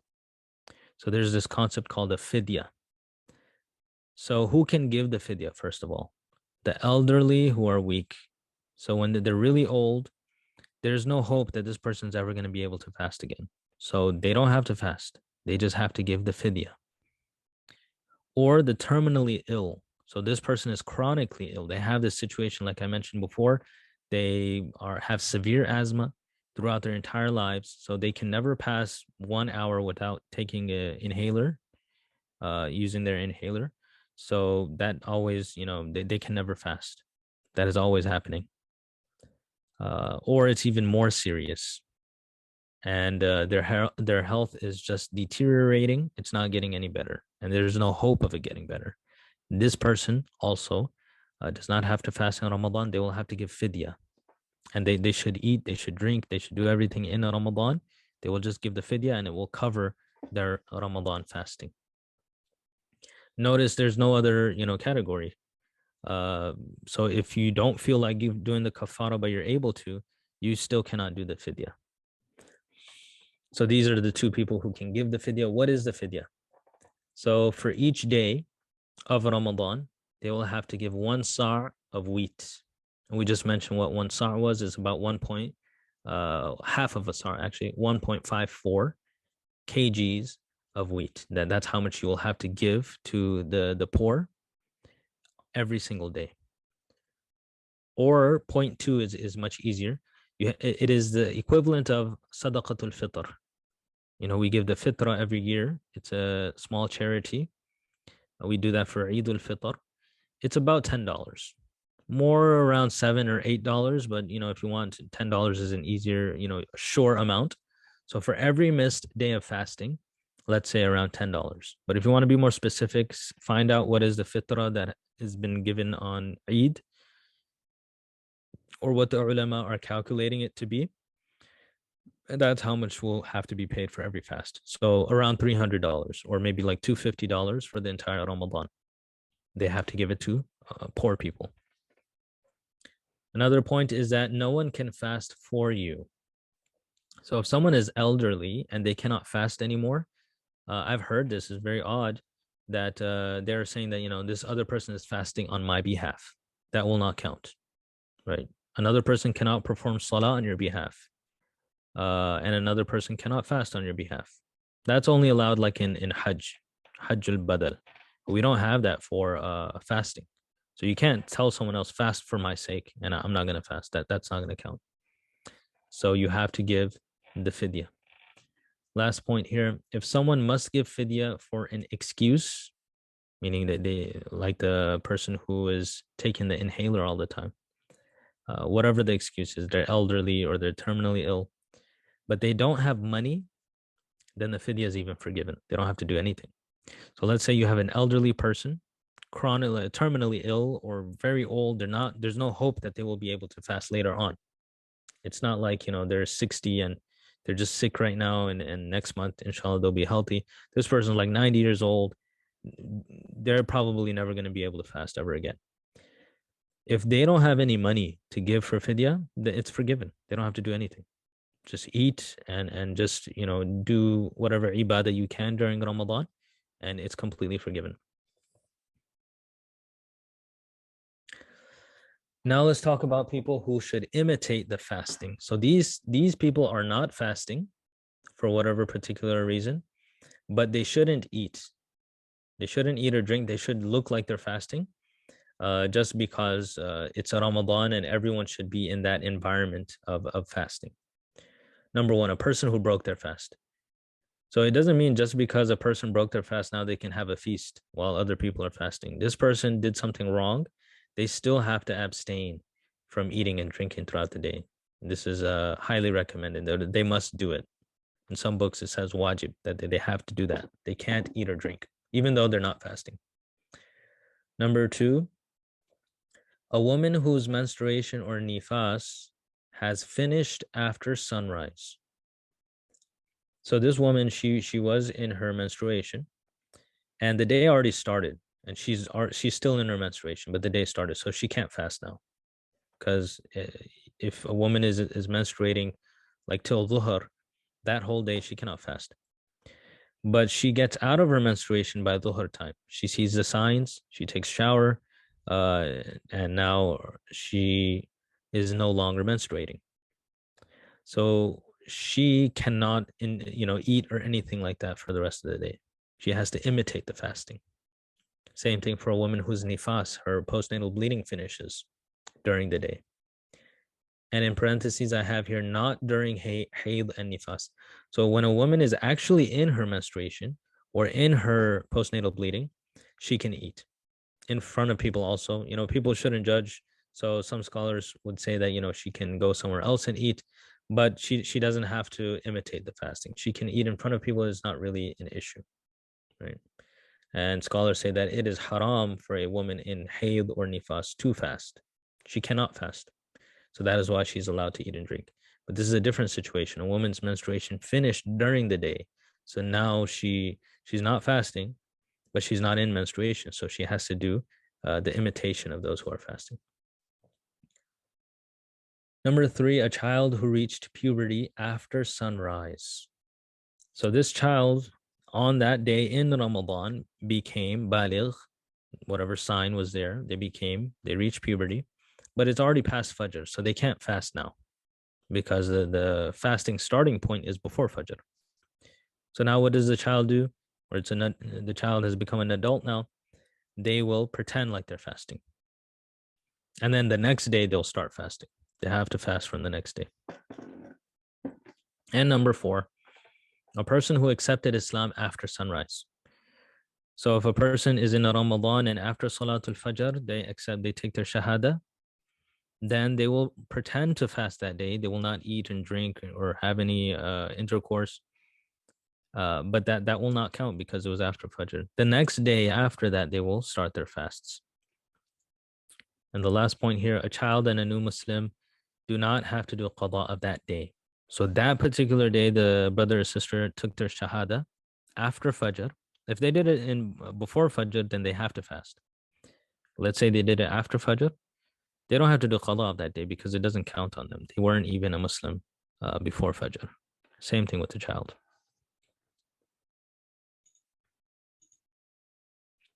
Now let's talk about those things that are makruh. Makruh means this is disliked. And if we keep doing the makruh things, it can equate to sin. So we should be very careful. We don't want to sin during Ramadan. And these are the disliked things. They will not break the fast, but they are disliked. Number one, tasting food but not eating it. So, you're tasting some kind of food, but you spit it back out. That's makruh to do. Now, there is an exception for a person who is cooking for their family. If, someone is cooking for their family and they need to know how the food is tasting, otherwise, everyone's going to be upset during iftar, they can taste the food to see if, maybe the salt, the spices are correct, and then quickly spit it out. That's the only exception really here. Any other situation where it's not necessary for you to taste food and you're tasting food, that's makruh. Number two, chewing things. Chewing a pencil or chewing an eraser and not swallowing it, of course. Swallowing that will break the fast. But just chewing things unnecessarily, that's makruh. Number three, kissing and cuddling for spouses. This is especially for young couples who have less control. So this is makruh. Rasulullah sallallahu alaihi wasallam is reported to have kissed his wives while fasting. Of course, like on the cheek, because swallowing saliva is going to break the fast. But he did it because he had, Aisha radiallahu anha says that he had control. And she said that very few people do have control. So it is makruh if there is less control. If there is a couple that, they have been together for a long time and they have control over their desires, then this will not break the fast. So it doesn't mean that, a couple has to sleep in separate beds. But if they're a new couple and they fear this, there's a very strong connection and attraction, then they should actually sleep in separate beds because it can lead to breaking the fast, which is severe. Number four, complaining. We should fast happily because it's only for our benefit. We're not doing Allah a favor. Right? Allah doesn't need our fast. He is giving us Ramadan as a ni'mah and a blessing. So by complaining, we're actually going against that ni'mah. So that is going to be makruh. It's going to decrease our rewards. Number five, gargling the water in wudu and ghusl. So when we gargle, if even a drop when you're gargling goes down your throat, the fast is nullified. So that is why you don't even have to gargle for wudu and ghusl during fasting. So when you're doing wudu, you can put water in your mouth and just quickly spit it out. You don't even have to tilt your head backward. You don't have to gargle or anything. In ghusl, when doing the gargling, you shouldn't gargle, first of all. You can put water in the mouth and swish it around and make sure it doesn't go too far back. So just make sure that the water reaches all the places in the mouth, but you don't have to gargle for the ghusl itself to be valid. So you could even tilt your head back if you know that your throat is closed tightly, and then you'll have to spit that out. You have to be extra careful because even a drop that goes down the throat is going to nullify the fast. Number six, fighting. All right, this is a makruh for people to do while they're fasting, to fight with people. This is, as Rasulullah sallallahu alaihi wasallam said in that very beautiful khutbah of his, this is the month of compassion. So if we're in traffic and we're just yelling at the person who's driving ahead of us and just getting angry, and the thing is, when you're not eating and drinking, you're going to be more irritable. So it's a real test. You have to show more compassion, despite the fact that the reasons to be more irritable are there. So fighting is makruh. It's going to decrease our rewards. Number seven, foul language, backbiting. There's a very severe hadith where these two women were backbiting, and Rasulullah sallallahu alaihi wasallam was called because they were in a very dire situation. They were like near death, and he came to them, and someone said that these two women, they're about to, it seems like they're gonna die or something because they're fasting. So he ordered them, sallallahu alaihi wasallam, to throw up in a like a bucket. They did so, and chunks of meat came out, even though perhaps they didn't even eat meat, but meat came out. And this was because they were backbiting. And Nabi sallallahu alaihi wasallam said that their condition, and this was a miracle because, if a person is not eating meat and fresh meat is coming out of their throats because they're throwing up, they didn't eat that. This is a symbol that they were eating the flesh of their Muslim brother or sister behind their backs. And so they threw up, and Nabi sallallahu alaihi wasallam said that their fasting was severely damaged because they were backbiting. So when we speak negatively, when we backbite, this is going to destroy the rewards that we would have had through fasting. Number eight, storing saliva to drink. This is makruh. This doesn't mean we have to spit out our saliva continuously. This means that a person is collecting saliva for a period of time and then drinking that. It's not going to break the fast because it's not like from a cup or something. It's from one's own mouth. But this is makruh. But normally, if a little bit saliva comes into the mouth, it's fine to drink that. Number nine, strenuous activity. We have to abstain from that. Things that may weaken one, such as hijama or cupping. So cupping is makruh because it weakens a person's energy. It takes blood out of their back or their bodies. This is not something that we should do because it'll affect the fasting. Number 10, brushing with toothpaste. Many people are guilty of this, that this is not going to break the fast, but because you're tasting something. This is just like, number one, tasting food, but this is tasting toothpaste. So this is not something that we should engage in. The best thing for good breath is miswak. And those of us who have, some experience, some of the brothers and sisters are, habitual of miswak. They can attest to the fact that when a person uses miswak, their breath smells better than if they had used toothpaste. So we should be in the habit of that. And it's a very emphasized sunnah. Okay, some more masail. We're almost done, inshallah. That which does not break the fast.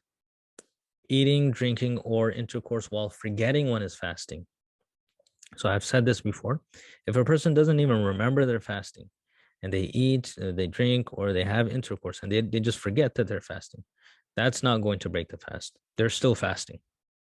And in a hadith, I'm not quoting verbatim, but Nabi Sallallahu Alaihi Wasallam is reported to have said that when a person has eaten or drank something and they forgot, they had no idea that they were fasting, then they should continue fasting because Allah has given that to them as a gift. So if you really honestly forgot, that's not going to break the fast. You just continue fasting. Now let's talk about some stuff that doesn't break the fast. Number one, let's talk about bodily functions, vomiting. If the vomit came by itself and a person, it came out, it's involuntary, and then you swallowed it back down. Even if it's a mouthful, but you swallowed it back down by mistake, then that is going to be forgiven, right? So person's vomit came out and then by mistake, not they didn't do it on purpose, and they swallowed it by mistake. It's not going to break the fast. Point number two, if a person purposefully vomits less than a mouthful, purposefully, and purposefully swallows it, it won't break the fast. So, the person throws up a little bit on purpose and purposefully swallows it. It's not going to break the fast. But the better thing to do is just spit it out. If a person purposefully or unintentionally vomits a mouthful and purposefully swallows it, knowing they are fasting, it will break the fast. So I'll summarize this. If a person purposefully swallows a mouthful, then it's going to break the fast. So let's read this again. If a person purposefully or unintentionally vomits a mouthful and purposefully swallows it, knowing they're fasting, it's going to break the fast. Right? And so when you have a full mouthful and you purposefully swallow it, that breaks the fast. If a person purposefully vomits a mouthful or more, it will break the fast. So two things here to summarize the whole thing. If a person purposefully throws up a mouthful, that will break the fast. And if a person purposefully swallows a mouthful, that will break the fast. Everything else, that will not break the fast. So you just keep those two in mind. Purposefully throwing up a mouthful breaks the fast. Purposefully swallowing a mouthful breaks the fast. Everything else, that's not going to break the fast. Number two, swallowing your own saliva is not going to break the fast. But if a person swallows another person's saliva, that's going to break the fast. So, kissing in that way that, a person is going to swallow saliva, it's going to break the fast. Number three, mucus. Mucus does not break the fast as long as, a person takes it out and swallows it. That will break the fast. But if someone has mucus inside the neck or inside the nose and you swallow it through that, it will not break the fast. However, some imams say it will break the fast, so we should spit that out if we can. Number four, nocturnal emissions, wet dreams, do not break the fast. Number five, being in a state of impurity from before, it's not going to break the fast. So for instance, a person is involved in sexual relations before Fajr and they didn't take the ghusl before Fajr. And now, it's already Fajr time. That's not going to cause the fast to break. They just have to take the ghusl and then perform the Salatul Fajr.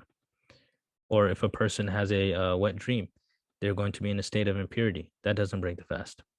They just have to take the ghusl and being careful with the putting water in the mouth. Number six, eating that which is stuck in between the teeth as long as it is less than a chickpea. So if a person has food already in their mouth from like suhoor, they didn't put it in there after suhoor. There was some leftover food in the mouth and it came out and they swallowed it. There's no problem with that, even if it's done on purpose, as long as it's less than a chickpea. A chickpea is quite large. So if it's less than that, then it will not break the fast. But of course, the best thing to do is to spit it out. Now, spiritual things that do not break the fast. Number one, backbiting, but it will destroy the rewards. Number two, intending to eat, but hasn't eaten yet. So if someone's saying that, I'm definitely going to eat, I'm about to eat, but they didn't eat yet, that's not going to break the fast. Number three, looking at haram things, that will not break the fast, although this will definitely ruin the rewards of the fast. Accidental things, dust or smoke. So if someone inhales some dust, it's a cloud of dust, and they inhale some dust, or there's some smoke, and they pass through an area and they inhaled a little bit of it, it's not going to break the fast. But if someone does that on purpose, like smoking a cigarette, or purposefully throwing up some dust and trying to inhale it, that's going to break the fast. So things like sprays, maybe some deodorants and things of that nature, if someone's spraying themselves, they should try to be cautious. Maybe hold the breath for a little bit, spray, and then walk away from that area, and then you can take a deep breath. It's okay. But while it's in the air, the particles, if you're breathing that in, that could harm the fast potentially. Now, things that we apply. Oil and lotion, not going to break the fast. Of course, we're talking about applying on the body, not swallowing or ingesting. Lip balm, but be careful, because if you swallow that, then it will break the fast. So putting it outside on the lips, and as long as it stays there, that will not break the fast. Number three, eyeliner or surma or kuhul, what Nabi sallallahu alaihi wasallam used to apply, that is not going to break the fast. Number four, fragrances, fragrance oils or fragrance sprays. But for sprays, just be careful that you're not, smelling in the mist. Hygiene, showering, not going to break the fast. Miswak, not going to break the fast, as long as you don't swallow. If you're using the miswak and you're swallowing the water or whatever accumulates in the mouth, that will break the fast. But spitting that out, it's not going to break the fast. And it's actually rewarding. So there is a difference among some ai I believe Imam Shafi'i says that after half of the day you should not use the miswak. In the Hanafi madhab, you're encouraged to use the miswak throughout the day, and that's fine. Medicinal things that do not break the fast. Injections or IV. Now, what does break the fast is if something goes directly into the stomach or directly into one's, reaches the area of the brain, that will break the fast. So if someone is taking insulin, they're, shooting in the arm, that will not break the fast. So injections usually is not injected into the stomach directly. If it is into the stomach directly, that will break the fast. But if it's in the arm or something of that nature, that's not going to break the fast. So you can, if you need to take insulin, that will not break the fast. It's going into the arm. An IV going into the arm, not going to break the fast. Cupping is extraction of blood, is not going to break the fast. But it is going to be makruh because it weakens a person. Eardrops. Now,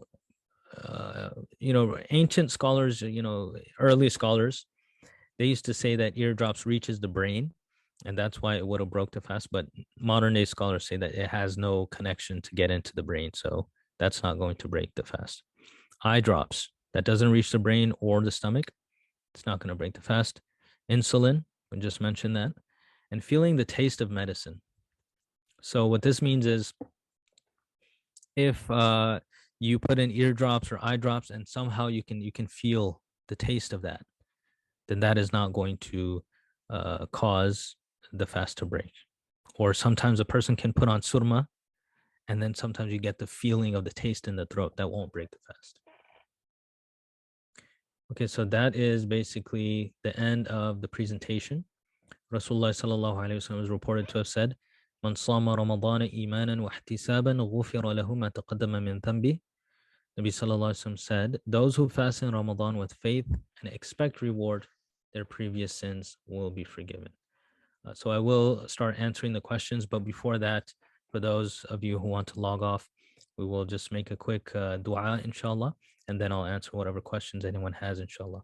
We ask Allah subhanahu wa ta'ala to give us tawfiq to have a successful Ramadan, better than any Ramadan we've had before, and an exemplary Ramadan in which we turn to Him and replenish our faith and regain faith and strengthen our conviction in Him and bring us closer to the Quran, as it is the month of Quran and the Sunnah of Rasulullah sallallahu alaihi wasallam.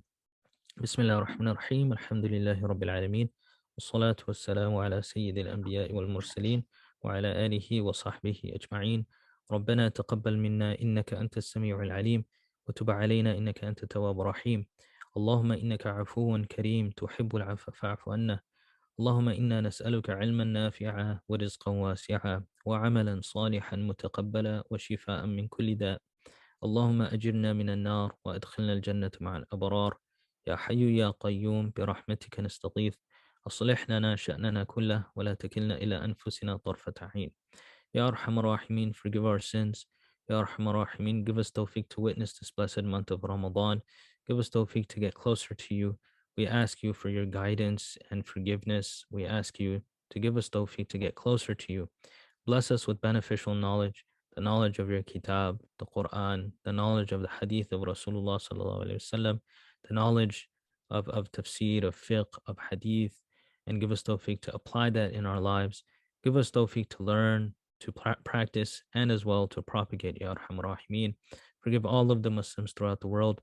Relieve all of the difficulties that the Ummah is facing, Ya Arhamar Rahimeen, and strengthen us and gather us, Ya Arhamar Rahimeen, together as one strong Ummah. وصلى الله تبارك وتعالى على خير خلقه محمد وعلى آله وصحبه أجمعين برحمتك يا أرحم الراحمين آمين.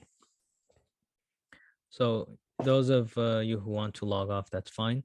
Inshallah, let me answer. We have two questions here. Okay, so wa alaikum assalam, how to make the missed fasts after a person becomes baligh. So if a person became baligh and they missed some fasts.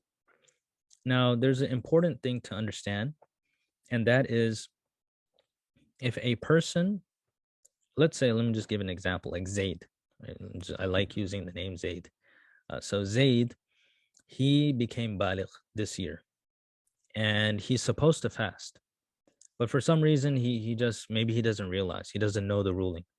So he never fasted any of the days in Ramadan, but he was supposed to. The thing with Zaid is that all he will have to do is the qada. That's all he has to do. He has to do 30 days of this Ramadan because he missed all 30 days. He has to do qada throughout the year, or, throughout whenever he can do it. Why doesn't Zaid have to do kafara? The reason is because Zaid never intended to fast. When he missed out on the intention, he's technically not breaking a fast because he never started the fast. So when he doesn't break the fast because he never started the fast, he doesn't have to do kafara. He's just going to have to do a qada of the missed fasts. Okay, so that's typically what happens with people. They don't even know they're supposed to fast, so they don't even keep the fast. So then they don't have to do the kafara in that situation. They will just have to do the qada. Now, the part where the difficult part is if Zaid decides one day he wants to fast. So he makes the intention. Now he is fasting, and maybe in the middle of the day he says, well, I don't, my parents told me I don't have to fast, so I'm not going to fast. So he breaks the fast. But he is baligh, and he made the intention of fasting and he broke it. Now he has to do the kafara later on. So he will have to do kafara of that. So what we have to do is if we missed many Ramadans, in the past, we have to estimate how many we have missed. So you should get, a sheet of paper or a document, a spreadsheet, and list out how many days you have to make up. List out how many qadas, those are the exact days that you missed. If you don't know for sure, you have to estimate. And then if you've ever missed a day where you have intended and then you broke it on purpose, then you have to do a kafara, even if it's just one day. Or if it's, 10 days you did like that, you just do one kafara for all of them. And so then you have kafara on one side, the 60 days, and you have the total amount of missed fasts that you can do throughout the year inshallah. So that is how we will have to do that. And usually what happens is we don't know the exact amount of days, so you really have to estimate. Try your best, think about it, and come to that conclusion, inshallah.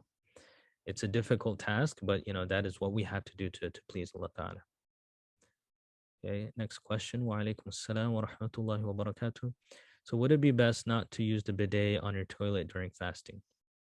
So there's two kinds of bidets to my knowledge. There's the one where it's just a spray, like you can direct the spray. And there's another one where it shoots up on its own. So if it's the one that shoots up on its own, like you turn it on and it will shoot up on its own, if that has pressure that it will actually, go into a person's rear end, like it will go into the organ, then that could potentially break the fast. But if a person is using the spray, then they can direct that, and you can still wash the organs without without the water going inside. So what really counts is if the water is purposefully put inside, that will break it. If a person is just using water to wash themselves, inshallah, it's not going to go inside. And what we can do is just be a little bit more strict and careful and dry ourselves very quickly afterward. And inshallah, that is a way that we can avoid water going in. This is many people are very careful with this, but there is a limit to being careful and going into the boundaries of kind of OCD. We don't want to go into that area, because if we're overly careful, in one hadith, Nabi sallallahu alaihi wasallam tells us that there is a specific type of shaitan. He is appointed to cause doubts in people's hearts regarding purity, and his name, I believe, is Walahan in the hadith. So what he does is he finds people who are susceptible, and then he will find, they have a little bit of doubt, and he will increase that and then cause them to have, OCD, and they will have a very difficult time with tahara. So we have to be extremely careful being on the boundaries of cleanliness, and then, not pushing that so far so that we have OCD. So what I would recommend is still using water, because that's the best way to clean, but making sure that maybe just not excessively cleaning, but washing to a degree, and wiping afterward as well, so that we can dry ourselves very quickly. So the only thing we really have to worry about is if we are used to excessive cleanliness, and we actually put a wet finger inside the organs, we should cease to do that and just clean the outer portion, inshallah. We do want to be clean, but we have to know those boundaries, inshallah. I hope that the program was beneficial. May Allah subhanahu wa ta'ala allow us to fast in a way that pleases him and gives us tawfiq to have a successful Ramadan, inshallah. Jazakumullahu khairan to everyone. Assalamu alaikum.